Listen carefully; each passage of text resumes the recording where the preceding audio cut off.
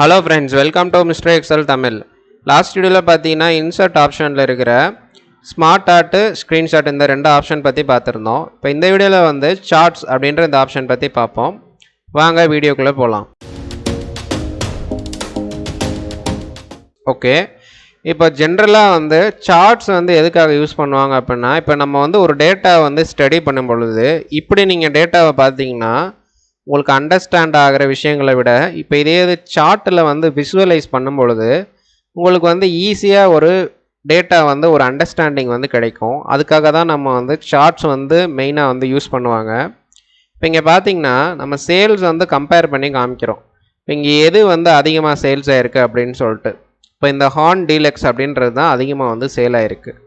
So இந்த மாதிரி ஒரு டேட்டாவை வந்து நீங்கள் சார்ட்டில் ப்ரெசென்ட் பண்ணும்பொழுது உங்கள் ஹையர் அஃபீஷியல்ஸோ இல்லை நீங்களோ இல்லை உங்கள் பிஸ்னஸை நீங்கள் அனலைஸ் பண்ணும்பொழுது ஈஸியாக வந்து டேட்டா வந்து நீங்கள் அண்டர்ஸ்டாண்ட் பண்ணிக்கலாம். அதுக்கு தான் நம்ம வந்து சார்ட்ஸ் வந்து யூஸ் பண்ணுவோம்.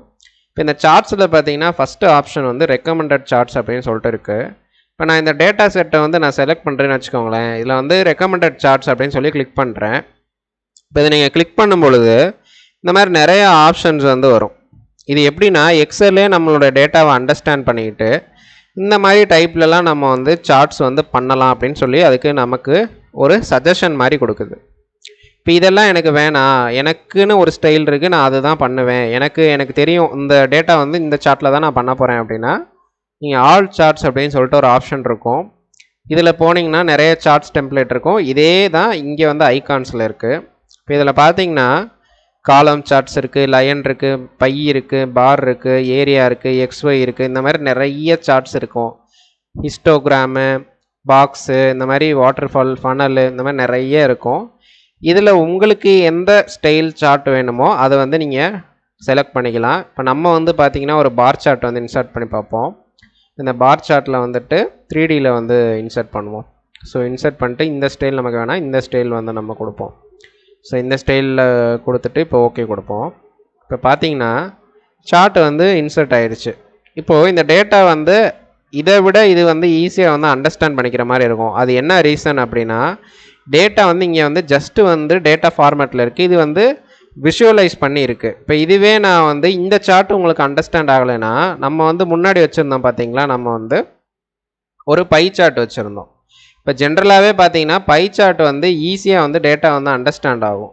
இப்போ பார்த்தீங்கன்னா இந்த மாதிரி ஒரு பை சார்ட் இருக்குதுன்னு வச்சுக்கோங்க. இப்போது நான் வந்து இந்த டேட்டாவுக்கு வந்து ஒரு பை சார்ட் வந்து இன்சர்ட் பண்ணுறேன். பாருங்கள், உங்களுக்கு ஈஸியாக வந்து அண்டர்ஸ்டாண்ட், இந்த போர்ஷன் வந்து இது சேல் ஆகிருக்கு, அந்த போர்ஷன் அது சேல் ஆகிருக்கு, அந்த மாதிரி உங்களுக்கு ஈஸியாக அண்டர்ஸ்டாண்ட் ஆகும். இந்த சார்ட்ஸை வந்து நீங்கள் கஸ்டமைஸும் பண்ணிக்கலாம். லைக் வந்து இந்த மாதிரி டார்க் தீம் வேணும், இந்த மாதிரி லைட் தீம் வேணும், இந்த மாதிரி பர்சன்டேஜோடு வேணும், இந்த மாதிரி உங்களுக்கு என்னென்ன டேட்டா ஆட் பண்ணுமோ அது பண்ணிக்கலாம். ப்ளஸ் வந்து இது டைனமிக்கானது. எப்படின்னா நம்ம வந்து இந்த இடத்துல டேட்டா சப்போஸ் அப்டேட் பண்ணுறோன்னு வச்சுக்கோங்க. இது வந்து ஒரு 7500 அப்டேட் பண்ணிடுவோம். இப்போ பார்த்தீங்களா ஆட்டோமேட்டிக்காக வந்து இந்த விஷுவலைசேஷன்லேயுமே வந்து நமக்கு அப்டேட் ஆகி வந்துருச்சு. ஸோ இதே மாதிரி நீங்கள் வந்து மல்டிபிள் டேட்டா சோர்ஸ் வந்து கனெக்ட் பண்ணிவிட்டு ஒரு சார்ட்டை வந்து விஷுவலைஸ் பண்ணியிருக்கீங்கன்னு வச்சுக்கோங்க ஒரு டேஷ்போர்டில். ஸோ ஆட்டோமேட்டிக்காக வந்து இங்கே அப்டேட் ஆகி நமக்கு சார்ட்டும் அப்டேட் ஆகி உங்களுக்கு வந்து அனலைஸ் பண்ணுறதுக்கு ஈஸியாக இருக்கும். இதுக்கு தான் வந்து சார்ட் வந்து யூஸ் பண்ணுவாங்க. மற்றபடி ஜென்ரலாக பார்த்தீங்கன்னா நம்ம வந்து இன்டெப்த்தாக பார்க்கும் பொழுது நம்ம அடுத்த அட்வான்ஸ் கோர்ஸில் வந்து எப்படிலாம் வந்து சார்ட் வந்து யூஸ் பண்ணலாம் அப்படின்னு சொல்லி நான் உங்களுக்கு தெளிவாக எக்ஸ்பிளைன் பண்ணுறேன். ஸோ இந்த வீடியோ உங்களுக்கு பிடிச்சிருந்துச்சு அப்படின்னா லைக் பண்ணுங்கள், டவுட் இருந்துச்சுன்னா கமெண்ட் பண்ணுங்கள், நம்ம சேனலுக்கு மறக்காமல் சப்ஸ்கிரைப் பண்ணிடுங்க. தேங்க்யூ ஃபார் வாட்சிங்.